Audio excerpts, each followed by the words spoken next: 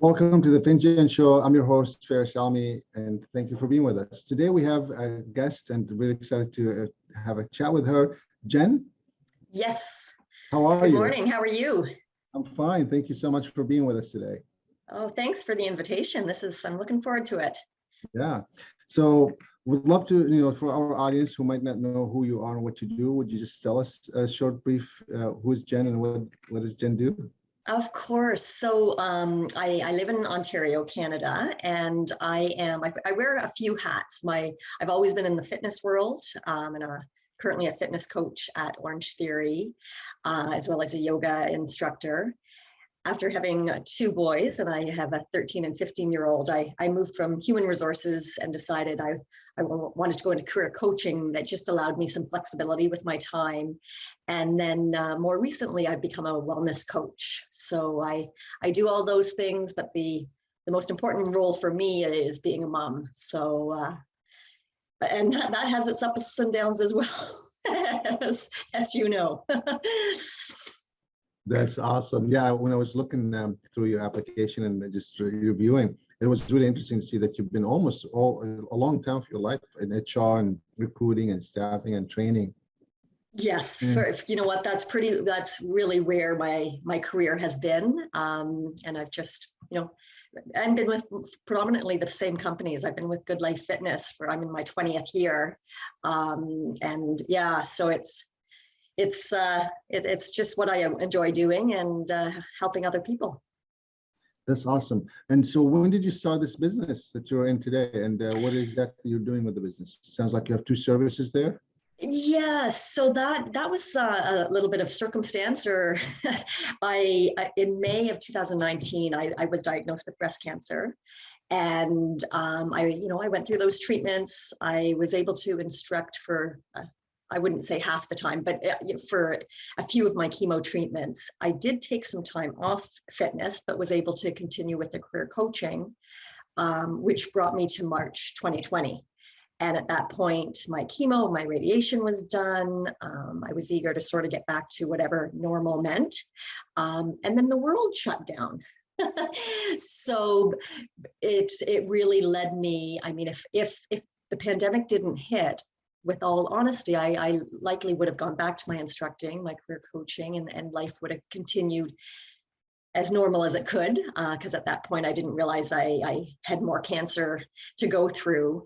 But it was the first time that since my diagnosis that I was able to do a little bit more research. At that point, I was 43. There was no family history of breast cancer. I'm a fitness instructor. I eat well. I meditate. I do all the things that seem to be what we should be doing. Yet I had two tumors at that point, and another one growing while still in active treatment, which is unexplained to this day. So I started networking and reaching out to various naturopaths and functional medicine doctors and nutritionists, just to see, is there something I could do to prevent an additional diagnosis? And at that point, I kept getting directed, both from my research as well as the individuals I talked to, of the various medical reports linking cancers, lung disease, even mental health and allergies and asthmas to the various household products that we're using.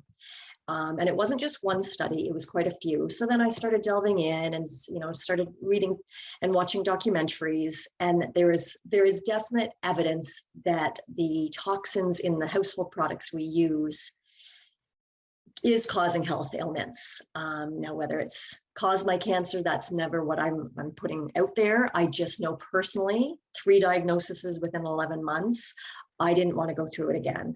So I chose to, detox, get rid of any product that I didn't know what the ingredients were, if I couldn't pronounce them, similar to the foods we eat, and just delved in to find out what ingredients should we be, avoiding altogether. Because it takes 26 seconds for whatever's in the air to land on your skin and get into your bloodstream. And after learning this, that's when I realized I have control over what's in my household. I can't control everything in the world, but I can certainly control what's in my household, what's within the air, in the environment. And so I've just been educating as many people as I can, not to scare them, but just if I knew this information, I would have made changes years back. Like, it's good to work out. So I was a fitness instructor, to eat well, and I make things from scratch. I mean, however, I had no idea that there was no regulations put on products and what could be included. And the worst part is there's ingredients that are allowed that don't need to be on the label. They're just preservatives to help give them shelf life, but they too can cause harm or at least dilute the product so you're not getting the full dose. Yeah.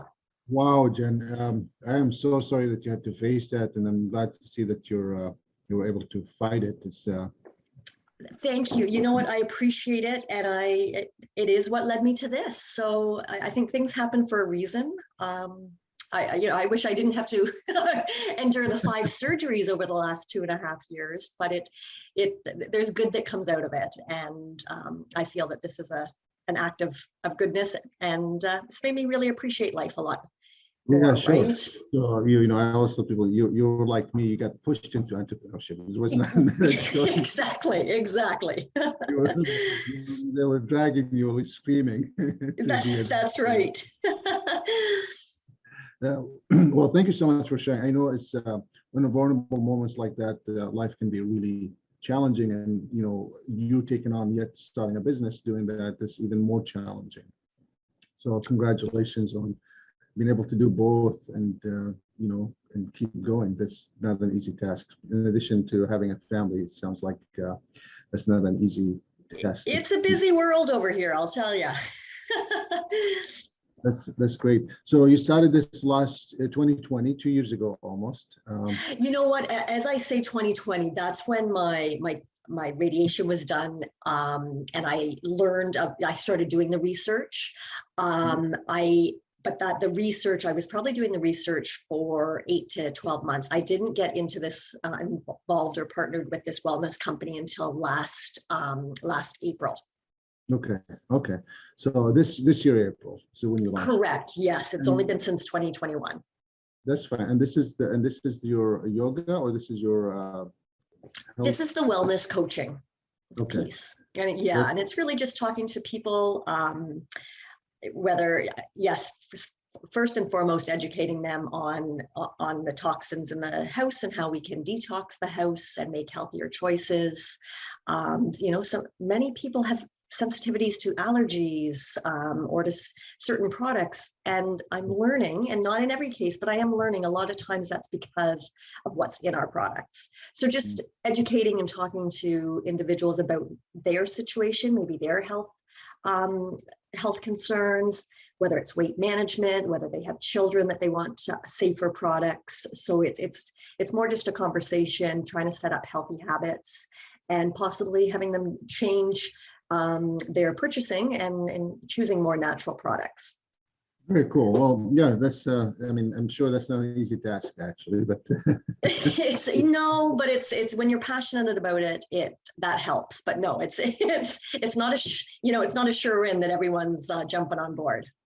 No, it's changing people's habits. Probably one of the hardest things to do in life, probably. As you know, being an instructor and a trainer and working at HR, so absolutely. So I'm up for the fight. They change their habits of doing the task. Anyway, so thank you for sharing that. So it's starting a business in the midst of a pandemic, in the midst of all the things that you're going through, or at least as you're getting out of it.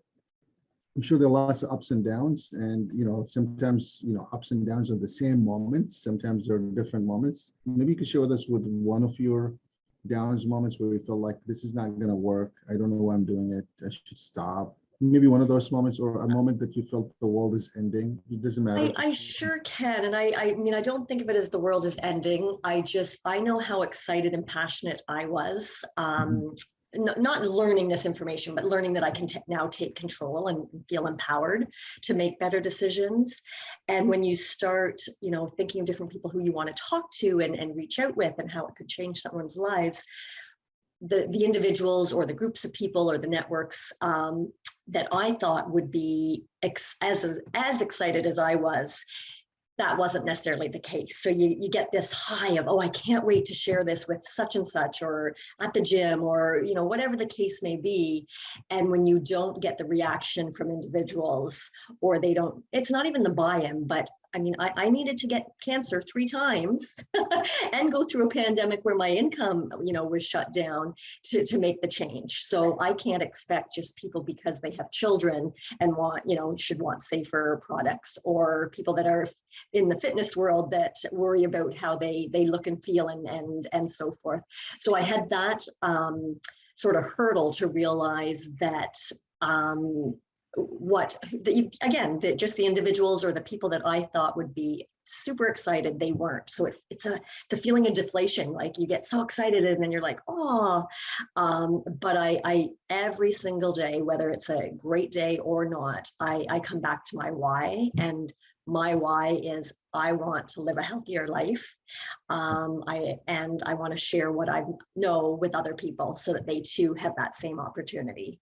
And when I come back to that why, it motivates me to keep moving. Thank you for sharing that. And yeah, I understand that. It's easy when, you know, when I do a lot of entrepreneurship development, as you know, and one of the things I get excited entrepreneurs is, you know, to recognize really quick, people are going to tell you they love your product. People are going to tell you they want your product. And the minute you say, all right, here's the product, they're like, oh, that's awesome. Congratulations. Good luck. Yeah, that's right. Or they just avoid you forever. It's a great product for you, for your brother, or a great product for my neighbor. Good for you. You should talk to them. And it's really, it's not that people are mean. It's just, unfortunately, people are so nice that they'll tell you what they think that you want to hear, but they're not really necessarily interested. And this is where it goes back to you knowing who is your ideal customer, you knowing who should you be talking to, you knowing that, sure, if your friend knows about it, it's nice, or people who you know is nice, but they most likely are not going to, you know, they're not your customer, they're your friends, or they're your colleagues, or they're your network. So understanding those kinds of things, sometimes it takes a minute, and I'm glad that you're able to recognize really fast, because sometimes, you know, if you don't recognize it fast, you can keep digging down in the sand, and, you know, before you know it, you're just too deep to get out of the sand. So absolutely. And I mean, anyone that's run their own business or anything, it is hard work, and you have to keep going. It's consistency, and it's just moving forward and not letting those no's get you down, you know, just. Yeah, no, I love what you answered. I saw your answer with the, you know, it's exciting to be no's, and I'll share a story when we come back about being, you know, getting some of the no's that maybe you could relate to. Let's take a break, and we'll be right back with a few more questions. Thanks, Jen, for being with us. We'll be right back. This is the Finjan Show. I'm your host, Faris Alami, and today we have Jen with us. We'll be right back. Thank you.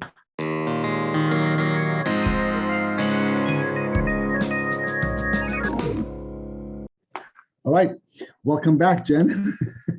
Well, thank you. This virtual world is something, right?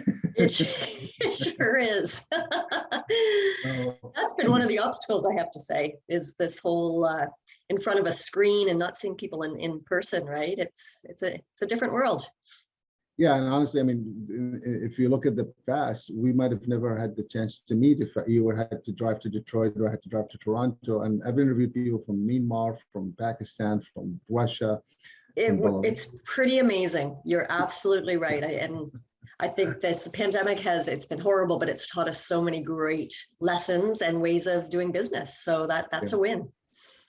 Yeah, so maybe you could share with us one of your ups. There are lots of also moments where you feel you captured it, you're on top of the world, things are really opening up, or whatever that feeling is for you. I don't want to articulate it for you. You tell me when you felt like this is it for you, this is awesome, or you felt like you accomplished it. You know what? And it sounds ridiculous, but really anytime I am able to get in front of someone, share my story for sure, but also share how the products have changed my life. And it's really the quality of life. That's when you feel like you're on top of the world. I'm someone that I really never took supplements, or, I believed in eating well and getting outside in nature, and that's the best medicine. And not from a perspective that I didn't need anything. I made healthy choices that I just figured that I could get the nutrients and vitamins from the foods I've eaten, and so forth. Sadly, going through my cancer diagnoses, and then being diagnosed with osteoporosis at 44, which again is quite young for someone that is fit and the norm. But it was due to my treatments, due to the fact I had a hysterectomy as a preventative surgery, and that put me into menopause. So all these things that I had no control over. But one of the things my oncologist said is you need to be on certain supplements because you're depleted in this area for whatever reason, doesn't matter, but that's my reality. So I just went to the local shoppers to get my supplements that I was told I needed. And, looking at labels, they look the same. So I went with the cheaper one. That's just my nature. And fortunately, in my case, I go every couple of weeks for blood work. And my oncologist questioned why I hadn't started those supplements because my numbers hadn't changed. And I assured him that I had been on these vitamins. And that's when I learned not all supplements are treated equal. Essentially, the ingredients were the same. However, they had extra ingredients in, or preservatives for the shelf life, because you never know how long a product is going to be on a shelf in regular stores. So once I switched to our brand, which, yes, it was more money, and that's why I didn't buy it in the first place, but they have patents in their vitamins and supplements to ensure that you absorb and digest all of the nutrients, and they don't have any additives. And it took truly 2 to 3 days for me to notice the difference. And for me, that was quality of life. Throughout my chemo, throughout my radiation, I continued to move my body and do what I needed to. Some days certainly worse than others, but I was always tired. I was always climbing the stairs was an effort. And when I switched to these supplements, and one particular was the glucosamine, which helped with my muscles and joints, life changer. I was able to climb the stairs without wincing. So when I share those type of stories with other individuals, having their buy-in, and then when they start to notice changes in their lives, nothing is better. It is such a rewarding feeling to know that you can help someone else feel better and use safer products. Wow. And that's when you felt like you're on top of the world, I really did, because I mean, it's one thing to, to start something and to, be happy that a product is natural and it's affordable, and people need them and so forth. That's all great, and we all have products that we can relate to in that way. But for me to see the quality of life, how it changed, that to me, that was different. And now I've been able to see that with with individuals that are starting to buy the products and get the same results. And truly, nothing is better than changing someone's life in a positive way. It's not about getting a customer or, earning more commission that month. With all honesty, at that point, you're not earning that much by one person buying supplements. It's having them phone you saying that they're feeling better, that they're able to get down on the ground with their kids and enjoy playing with them. You can't replace that. So that certainly is when I feel on top of the world, and it just gets me excited to say, yeah, I believe in this, and I'm going to continue to share. That's cool. Well, thanks for sharing that. And clearly, I mean, any of these things we could keep talking about or unfolding, to dig deeper. My next question, just so we could try to put a closure on this, at least for now, is if you were to advise yourself now that you've been doing it for a couple of months, and I know you've had actually your other business for a little bit longer, right? Your yoga. Yes. Yeah, for almost 10 years, if I remember looking. You know what? I've been a yoga instructor, for actually 15 years. Okay. Yeah. Yeah, and then a career coach for around the same time. Yeah. So if you were to go back and advise yourself or give someone to advice for someone who's starting today, and I know it's not fair to ask that question in a way because your knowledge today, your connections, your network, your thoughts are completely different than it was 10, 15 years ago, or even a year ago, or even last, or even an hour ago, right? We evolve, we just continue to For evolve sure. and capture some new ideas and thoughts that could help us move forward. What would you tell that person today that you feel like this, not that they'll listen, but maybe it'll be worth telling? Yeah, you know what? I think my mistake was, I mean, again, these are household products, so I thought everyone uses them and needs them. And that could be true, but that trying to market yourself to everyone is unrealistic and will give you a lot of no's and a lot of disappointments. So it's taken me, and I've taken different courses and talked to many different people.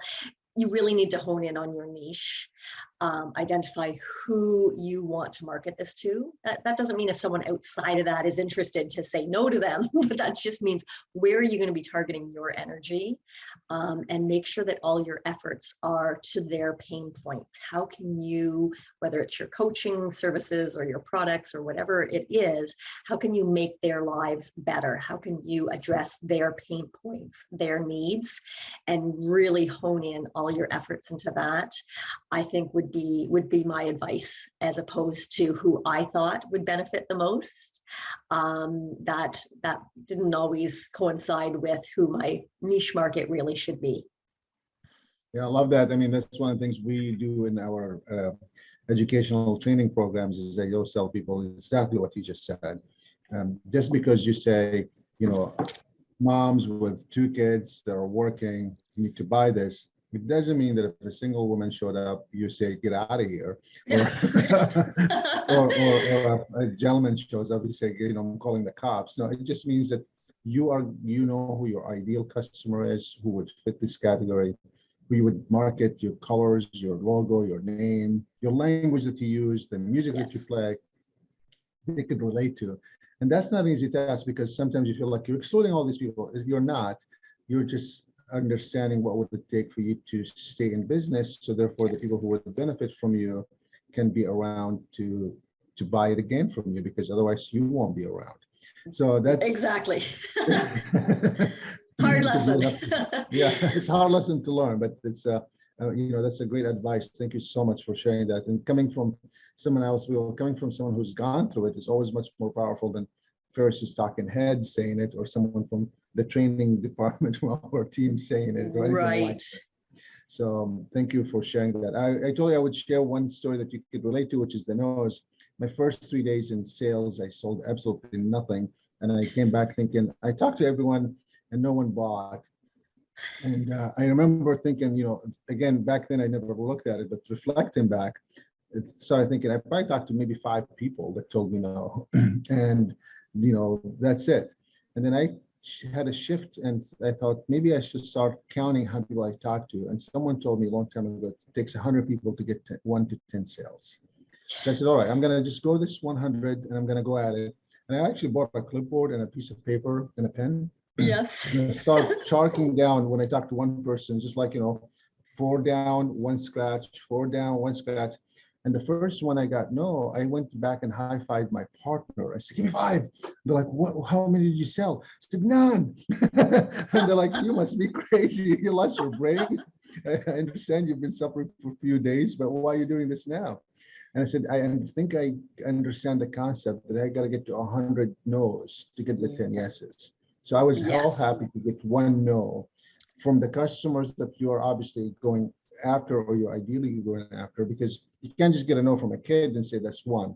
Well, they're not going to buy anyway, whether you said 100 no's or 1 no's. Right. Maybe the right customer, and then you can start counting. And that seems to something that's stuck. Maybe you could relate to that. I don't know. Maybe you could. 100%. And when we have leadership calls all the time, and there obviously are people that do very well in this business. And as you said, on my low days, and my business partner just says, they've just received a lot more no's, and that's why they're successful. And at first you're like, that doesn't make sense, but it absolutely is.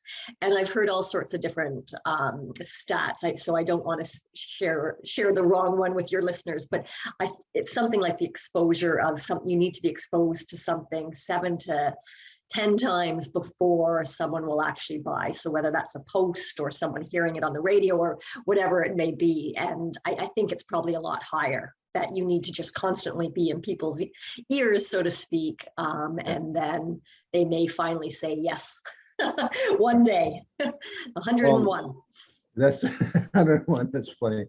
Jen, thank you so much for being with us. Clearly, we could continue this conversation maybe another time. I appreciate you making the time and you being with us. Thanks for being with us today. Oh, thanks again for the opportunity. I really appreciate your time. Yeah, I'm your host, Faris Alami. This is the Finjan Show. Thanks for tuning in.